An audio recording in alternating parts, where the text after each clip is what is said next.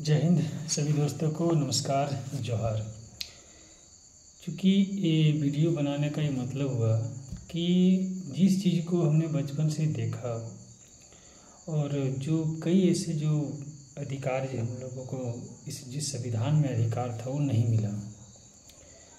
स्कूलों में बेहतर शिक्षा आज भी स्थिति दयनीय है और उस वक्त भी था और भी दयनीय, कुछ सुधार हुआ है। तो इसी क्रम में और बेहतर क्या होगा, क्योंकि जिस चीज़ को हमने खोया है और अब हमें उसको बेहतर कैसे करना है, तो कहीं ना कहीं हम सब की जिम्मेवारी है। और इसी क्रम को लेकर के जो मैं विकसित झारखंड के बारे में बोल रहा हूँ, खैर उतनी तो बड़ी क्या कहते हैं सोच है नहीं, लेकिन कोशिश फिर भी करूँगा कि विकसित झारखंड के बारे में कम से कम बोलूँ।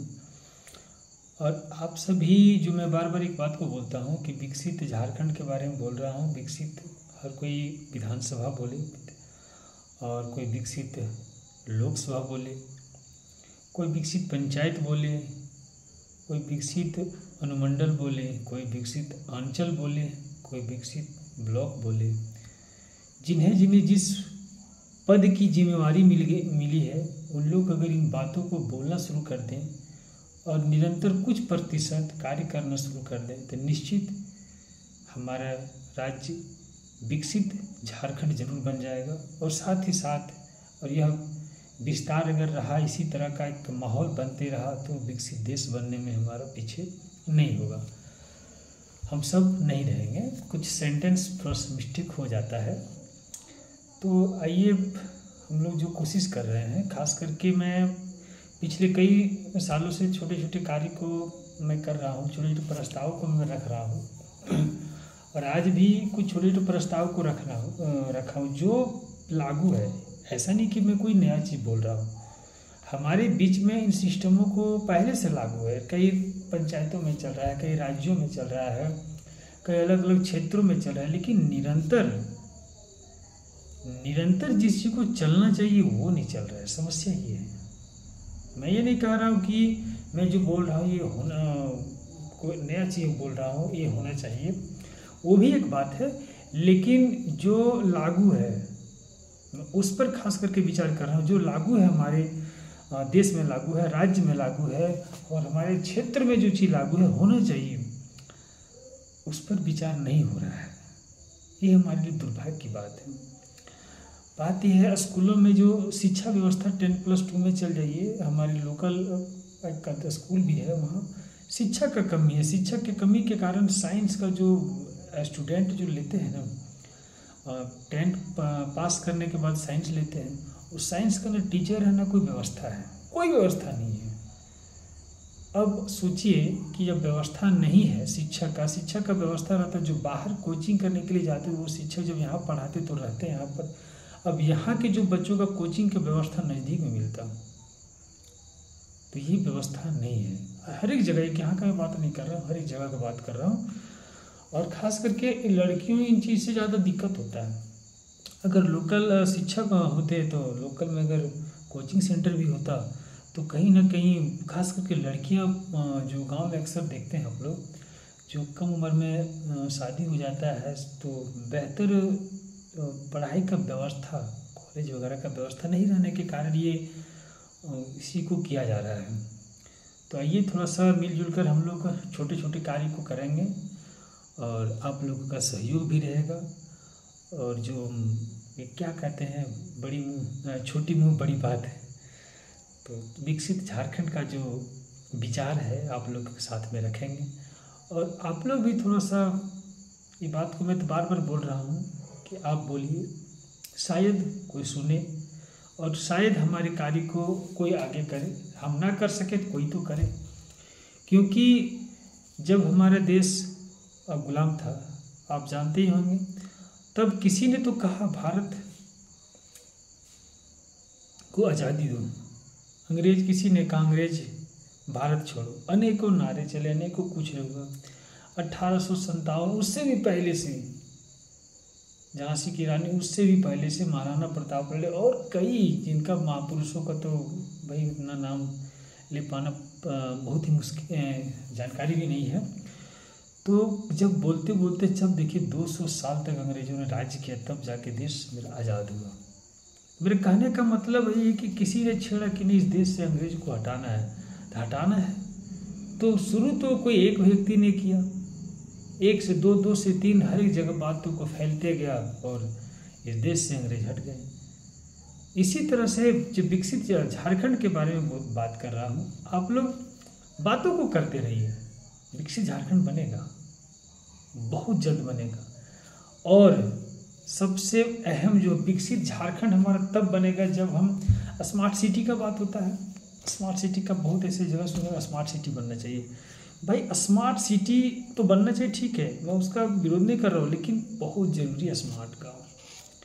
आजकल गांव में क्या हो रहा है, लोग कुछ समय के बाद सब शहर की ओर भाग जा रहे हैं। यहाँ का शिक्षा व्यवस्था सही नहीं है, स्वास्थ्य व्यवस्था सही नहीं है, और किसानों को जो लाभ मिलना चाहिए वो व्यवस्था भी सही नहीं है। ये सारे का सारे कोई व्यवस्था सही नहीं है। तो कैसे सुधार होगा, इस पर हम लोग छोटे स्तर से पहल करेंगे, कोशिश करेंगे।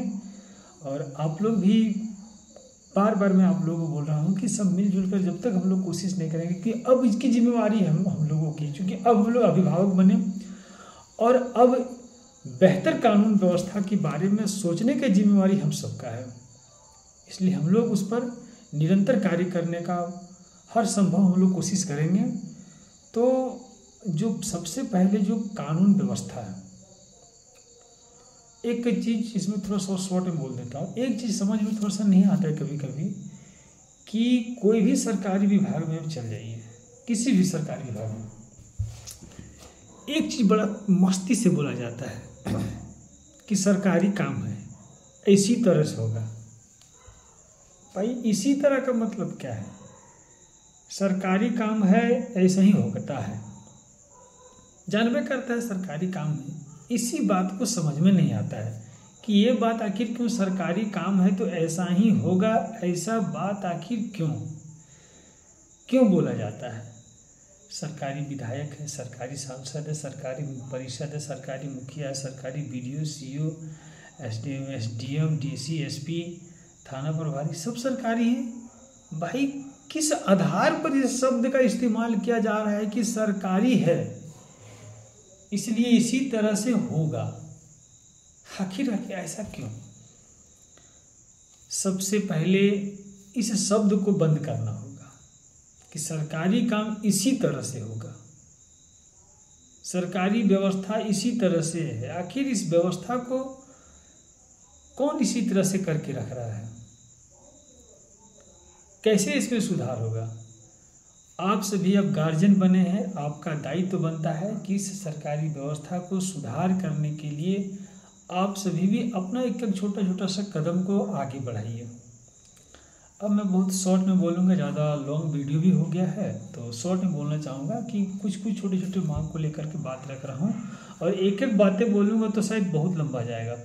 तो पहला चीज़ है जो हम लोग पंचायतों में पैक्स के लिए मैं बड़ा बात करता हूँ। पैक्स के लिए पैक्स चालू होना जरूरी किसानों के लिए और गांवों के लिए अमृत के समान है।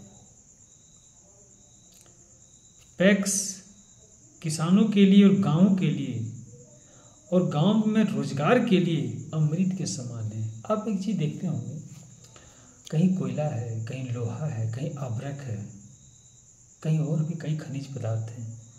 अधिकांश गांव में क्या है? मट्टी है, उपजाऊ मट्टी है। उपजाऊ मट्टी को क्या चाहिए भाई? बढ़िया पैक्स का जो व्यवस्था है उस पर सुधार हो जाए, जो किसानों का जो भी जिस भी तरह से लाभ मिलता है बेहतरीन रूप से लाभ मिलेगा। तो आज भी जो बाहर पलायन करते हैं लोग ना, वो मैं दावे के साथ कहता हूँ 30% लोग गांव में फिर से रोजी रोजगार करना शुरू कर देंगे, सिर्फ एक पैक्स को बेहतर रूप से चालू हो जाने से। 30% लोग जो गांव से प्रदेश में रह रहे हैं, वो 30% लोग गांव में आकर रोजगार करना शुरू कर देंगे।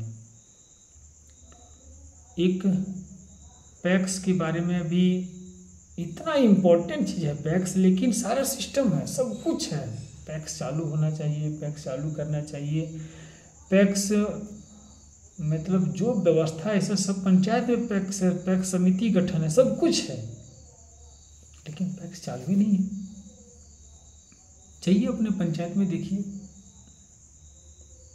ये इतनी बड़ी दुर्भाग्य की बात है, इतनी बड़ी दुर्भाग्य की बात है जब कोई सीना ठोक कर कहता है ना कि मैं इस क्षेत्र का बहुत बड़ा विधायक हूँ, और कोई कहता है कि मैं इस पंचायत का कार्यकर्ता हूँ, और वो किसान का बेटा रहता है, और उसके बावजूद जब धान बेचता है ना, धान एक सिंपल चीज़ है, पैक्स चालू नहीं रहता, पैक्स का रेट 22 रुपये इस बात था, और जब उसके पिताजी जब धान बेचते हैं तो बेचते क्या जानते हैं, 14 से 15 रुपये। उसका नुकसान कितना जा रहा है सोचिए, 14 से 15 रुपये बेचता, खूब ज़्यादा 16 कभी कभार अप डाउन के कारण 4-2-6 रुपया का, मैंने प्रति क्विंटल 600 रुपया नुकसान हो रहा है। उस कार्यकर्ता को जो कहेगा कि मेरा पार्टी जिंदाबाद, उस कार्यकर्ता को 600, और जिस कारण से उसके गार्जियन भी लोग खेती में रुचि नहीं दिखा पा रहे, ये भी एक समस्या है, ये भी एक बहुत विकट समस्या है, रुचि नहीं दिखा पा रहे। तो आज के वीडियो में सिर्फ एक पैक्स पर ही बात करूंगा कि पैक्स हमारे जितने जनप्रतिनिधि भैया जिस पार्टी से हो, आपका भी ज़रूरत है। आप अगर खेती नहीं है, सोचिए आपका खेती नहीं है, आप ये नहीं है कि किसान के लिए बोला जा रहा है, भाई आपका खेती नहीं है।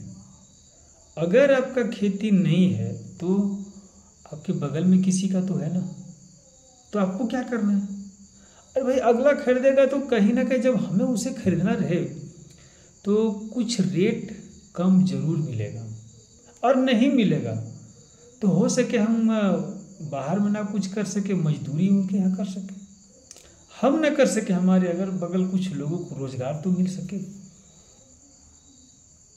किसी के ज़्यादा मात्रा में तो रोजगार मिल सके। आपका तो कोई व्यापार बिजनेस तो उससे जुड़ा होगा, अरे वो किसान अगर खेती कर रहा है तो आप भी तो कुछ उसके से रिलेटेड कुछ ना कुछ व्यापार तो कीजिएगा।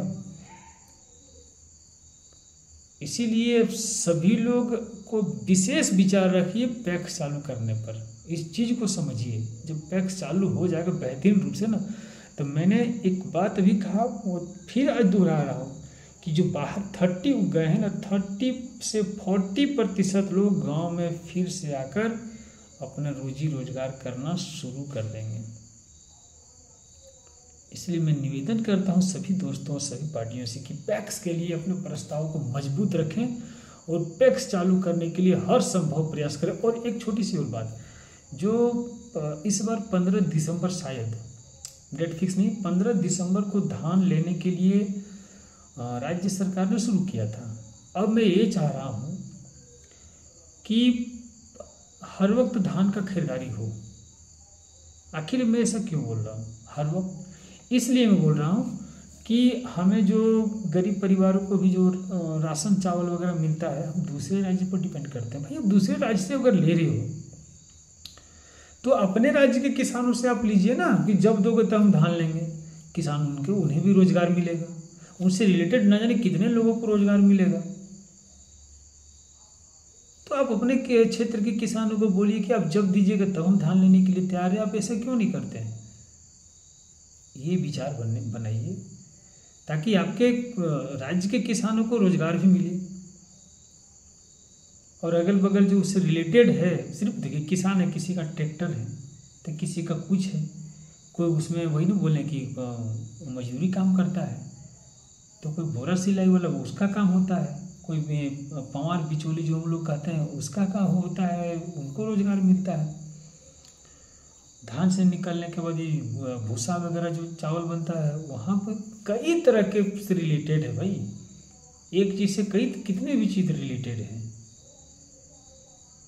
इसलिए यह अभियान बहुत जल्द जोरों से चलाएंगे कि प्रत्येक पंचायत में पैक्स चालू हर हाल में हर संभव कराएंगे, चाहे कुछ भी हो जाए। और आप लोगों का सहयोग और प्यार आशीर्वाद बना रहे। उम्मीद है झारखंड विकसित राज्य बनने में ज़्यादा समय नहीं लगेगा।